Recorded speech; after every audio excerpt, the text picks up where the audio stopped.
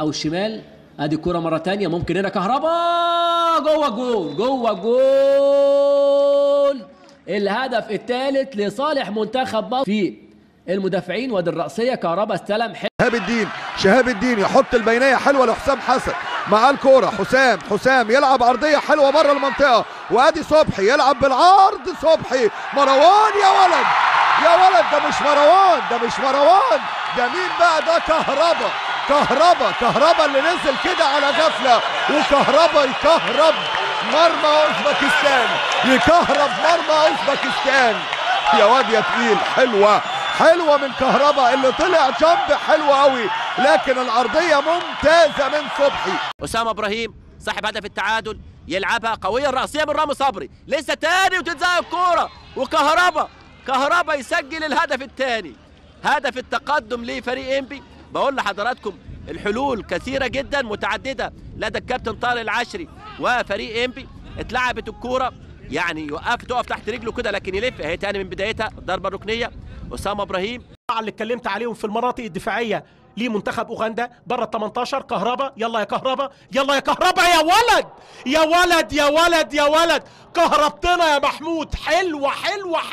حلوة يا كهربا. 2-0 لمنتخب مصر، وقلت بيبوس العالم. برافو يا حودة، تحيا مصر. محمود كهربا الهجومية هم اللي يحلوا لك المشاكل. بالفعل بيلعب الكهربا، وعدى 3 كهربا بيلعب على طول بيده. كهربا هوبا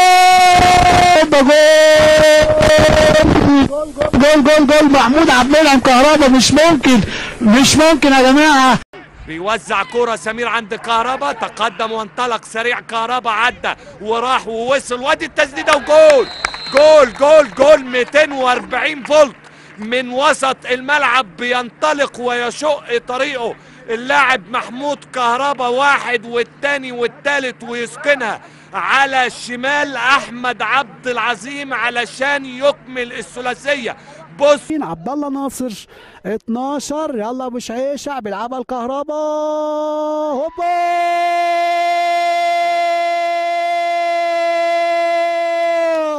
هوبا